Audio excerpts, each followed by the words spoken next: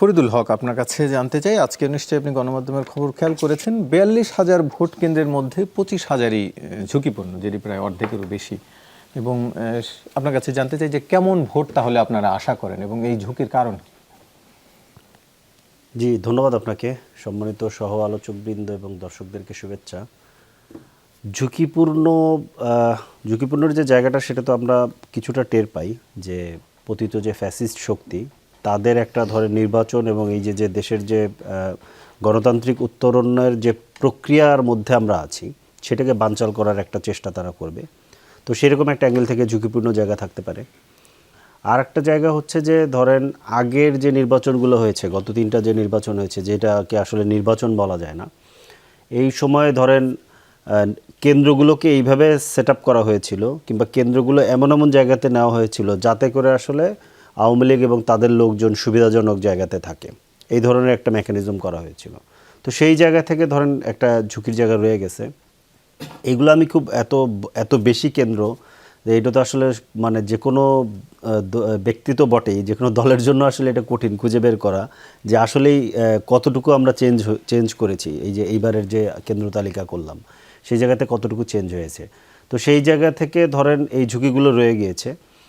তো আমার কাছে যেটা মনে হয় যে আমরা যারা আগামী নির্বাচনে আমরা যারা যাব এবং আমরা এটা মোটামুটি রাজনৈতিক পক্ষ যারা আছে আমরা মোটামুটি সবাই খুব পরিষ্কারভাবে বুঝি যে যাই হোক না কেন আমাদেরকে নির্বাচনে যেতে হবে, একটা খুবই ভালো নির্বাচন করতে হবে এবং এর মধ্য দিয়ে বাংলাদেশকে একটা নতুন ফেজে প্রবেশ করতে হবে। কারণ এটা যদি আমরা ফেব্রুয়ারিতে করতে না পারি তাহলে বাংলাদেশ একটা বড় সংকটের মধ্যে পড়ার ঝুঁকি আছে।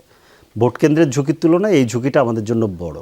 সেক্ষেত্রে ভোট কেন্দ্রের যে ঝুঁকিটা আছে এই ঝুঁকিটা আমরা সবাই যদি একমত থাকি এবং আমরা যদি একটা মানে কি বলে যে একটা ফেয়ার ডিল করি যে আমরা এই ঝুঁকিগুলোকে আমরা আসলে মিনিমাইজ করব, এই ঝুঁকিগুলোকে আমরা ম্যানিপুলেট করব না।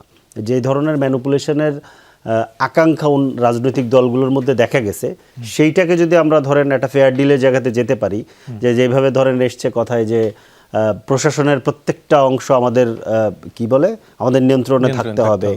আবার ধরেন কি বলে যে আরেকটা দলের পক্ষ থেকে বলা হয়েছে যে ডিসিরা না, নির্বাচন কমিশন থেকে রিটার্নিং অফিসার থাকবে।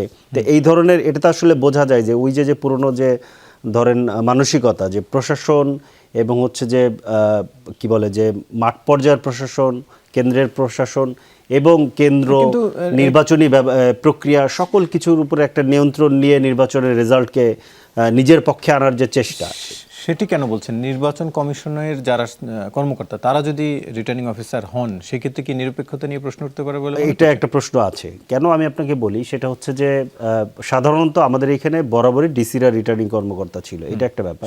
ডিসিরা ভালো করেছে মন্দ করেছে সেটা নিয়ে অনেক কথা আছে, কিন্তু প্রবলেম হচ্ছে যে বিএনপির পক্ষ থেকে যখন এটা বলা হয়েছে, তো বিএনপি আসলে যেই গ্রেডের কর্মকর্তাদের কথা বলছেন, যেই গ্রেডের কর্মকর্তা এটা হতে পারবেন, সম্ভবত জেলা নির্বাচন কর্মকর্তা পর্যায়ের কর্মকর্তা হতে হবে।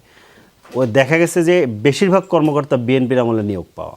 তো স্বাভাবিকভাবে তখন এটা একটা প্রশ্ন তৈরি হবে, মানে আমাদের দিক থেকে প্রশ্ন যেহেতু তৈরি হবে, অন্যান্য রাজনৈতিক দল যারা বিএনপির সাথে আমরা প্রতিযোগিতা করব কিংবা প্রতিদ্বন্দ্বিতা করব, বিএনপি একটা পুরনো রাজনৈতিক দল, বড় রাজনৈতিক দল, তাদের ক্ষমতায় যাওয়ার হয়তো বা বেশি সম্ভাবনা আছে। কিন্তু আমরাও তো যেহেতু নির্বাচনে যাব, নির্বাচনে যে আমরাও তো আসলে চাইবো যে আমরাও আসলে সংখ্যাগরিষ্ঠতা পেতে পারি।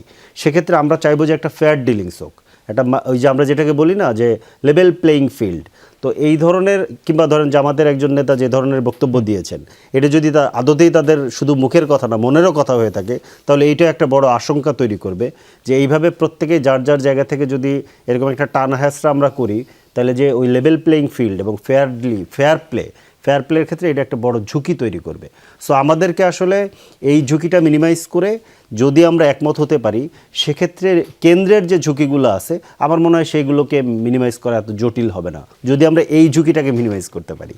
এটা হচ্ছে কিন্তু সেটি কি মনে হয়, ধরেন ভোটের এই 5 আগস্টের পরে এতদিন পার হলো, ভোটেরও প্রায় আপনারা এর মধ্যেও ঢুকে গেছেন, আপনারা সব দলের পক্ষ থেকেই ভোটের আলোচনায় মাঠ পর্যায়ে সবই আছেন, এখনো যেটি মিনিমাইজ হয়নি, বিভিন্ন দলের অন্তর্দ্বন্দ্ব রয়েছে মনোনয়ন নিয়ে, যেটির কারণেও এক ধরনের ঝুঁকির কথা বলা হচ্ছে, সেগুলোকে মিনিমাইজ করতে পারবেন বলে আমার কাছে মনে হয় পারবো। কেন পারবো? আমি ধরেন এখন আমাদের যেই ধরেন কি বলে যে যেই ধরনের তর্কযুদ্ধ এবং যে ধরনের প্রতিদ্বন্দ্বিতা আমরা দেখতে পাই, এটা প্রধানত আসলে নির্বাচনে জেতার একটা ধরেন মনে করেন যে আপনি কৌশল ধরতে পারেন।